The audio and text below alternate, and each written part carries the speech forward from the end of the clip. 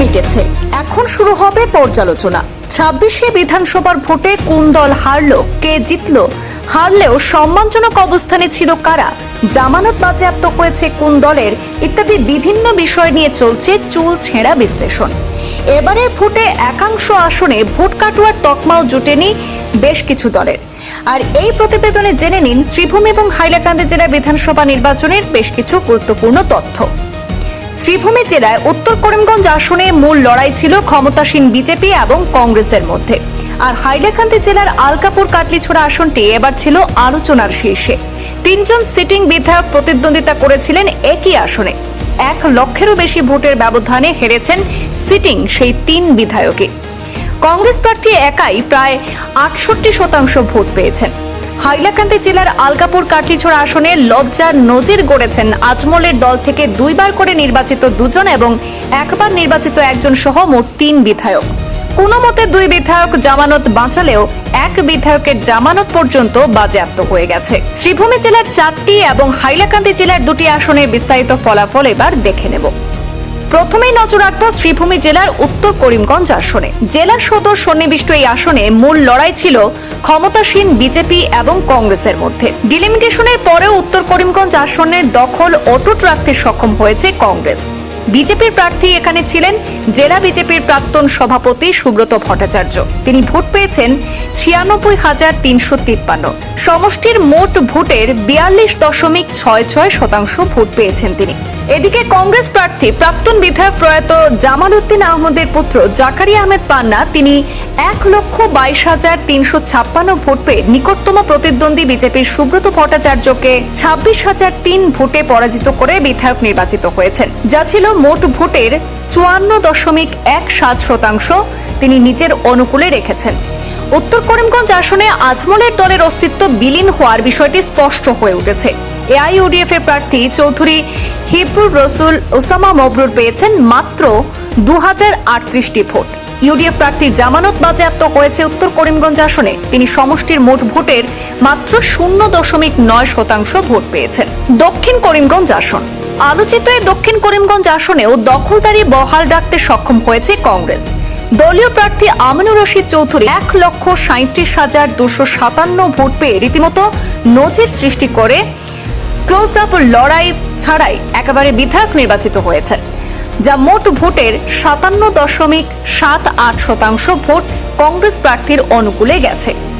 BJP AGP মিত্রজোটের প্রার্থী ইকবাল হোসেন দক্ষিণ করিমগঞ্জ আসনে পেয়েছেন 50,625 ভোট, যা মোট ভোটের 21.31%। এদিকে তৃণমূল কংগ্রেস প্রার্থী আজিজ আহমদ খান রানু পেয়েছেন 40,016 ভোট, মোট ভোটের 16.85% তিনি দখলে রাখতে পেরেছেন। এআইইউডিএফ প্রার্থী আইনজীবী হাজী শিহাবুদ্দিন পেয়েছেন 2,543 ভোট, তিনি মোট ভোটের মাত্র 1.07% পেয়েছেন।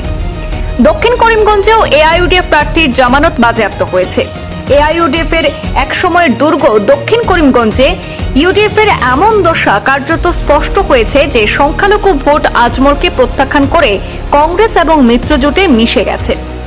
প্রাক্তন বিজেপি বিধায়ক প্রণব কুমার নাথ নির্দল প্রার্থী হয়ে দক্ষিণ করিমগঞ্জ আসনে প্রতিদ্বন্দ্বিতা করে লজ্জার নজির গড়েছেন। দল ক্ষমতায় ছিল না সেই সময় ওই আসনে জিতেছিলেন। আজকের দিনে ওই প্রাক্তন বিধায়ক পেয়েছেন মাত্র 456টি ভোট। জামানত বাজেয়াপ্ত হয়েছে সেই প্রাক্তন বিধায়কেরও। এবার আসা যাক পাথারকান্দি বিধানসভা আসনে। বিজেপি সরকারের মন্ত্রী কৃষ্ণেন্দু পাল পাথারকান্দিতে এবার জয়ের হ্যাট্রিক গড়েছেন।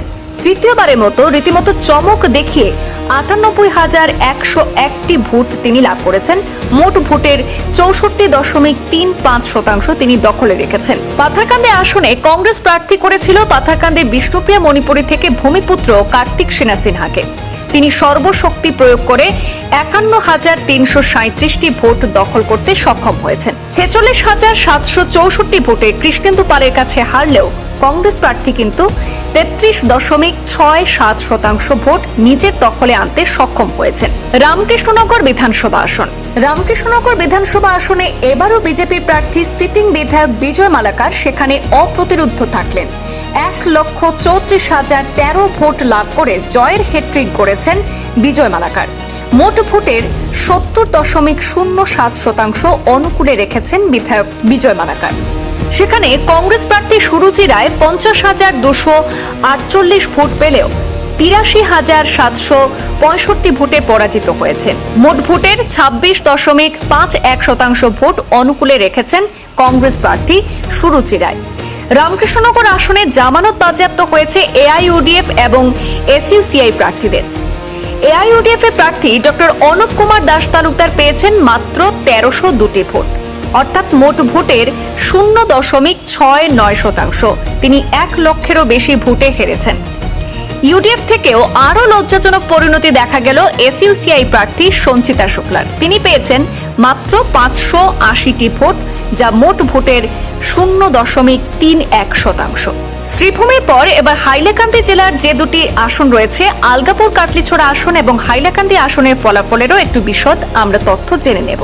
হাইলাকান্দি আসন বিজেপি প্রার্থী অর্তি রাজনীতিক মিলন দাস 1,19,591 ভোট পেয়ে রীতিমতো নজির গড়ে বিজয়ী হয়েছেন হাইলাকান্দি বিধানসভা আসনে। মোট ভোটের 63.57% নিজের অনুকূলে রেখেছেন তিনি। কংগ্রেস প্রার্থী প্রাক্তন মন্ত্রী গৌতম রায় পুত্র রাহুল রায় পেয়েছেন সেখানে 63,774 ভোট। মোট ভোটের 33.09% দখলে রেখেছেন রাহুল রায়। বলতে গেলে শোচনীয় পরাজয় ঘটেছে কংগ্রেস প্রার্থীর। বিজেপির কাছে হেরেছেন 44,183 ভোটে। আলগাপুর কাটলিছড়া বিধানসভা আসন, এই আসনে কংগ্রেস প্রার্থী পেয়েছেন 1,45,661 ভোট। বরাক উপত্যকার মোট 13টি আসনের মধ্যে সবচেয়ে বড় লিড, প্রায় লক্ষাধিক ভোটে জিতে সংসদীয় রাজনীতিতে অভিষেক ঘটেছে আসাম প্রদেশ যুব কংগ্রেসের সভাপতি জুবায়ের নামের। এজিপি প্রার্থী জাকির হোসেন লস্কর পেয়েছেন আলগাপুর কাটলিছড়া আসনে 40,213 ভোট। নির্দল প্রার্থী বিধায়ক নিজামুদ্দিন চৌধুরী পেয়েছেন মাত্র 3,391 ভোট। আরেক বিধায়ক সুজামুদ্দিন লস্কর তিনিও নির্দল প্রার্থী হয়ে পেয়েছেন 29,230 ভোট। সব মিলিয়ে সংসদীয় রাজনীতিতে নবাগত জুবায়ের নামের বিরুদ্ধে 3 সিটিং বিধায়ক হেরেছেন 1 লক্ষেরও বেশি ভোটে। এর মধ্যে জাকির এবং সুজাম কোনো মতে জামানত বাঁচালেও সিটিং বিধায়ক নিজামুদ্দিন চৌধুরীর জামানত পর্যন্ত বাজেয়াপ্ত হওয়ার লজ্জার নজির গড়েছেন। প্রসঙ্গত, হাইলাকান্দি জেলায় বদরুদ্দিন আজমলের দল এআইইউডিএফ থেকে নির্বাচিত হয়েছেন সুজাম, নিজাম এবং জাকির। দল বিরোধিতার অভিযোগে জাকির এবং নিজামকে এআইইউডিএফ বহিষ্কার করেছিল। আর ডিলিমিটেশনে সমষ্টি হারিয়ে 3 সিটিং বিধায়ক প্রতিদ্বন্দ্বিতায় নেমেছিলেন একটি আসনে। শেষ পর্যন্ত সংসদীয় রাজনীতিতে নবাগত যুব বয়সী কংগ্রেসের যুবা প্রার্থী জুবায়ের নামের বিরুদ্ধে শোচনীয় পরাজয়ের লজ্জার নজির গড়েছেন এই 3 বিধায়ক সুজাম, নিজাম এবং জাকির।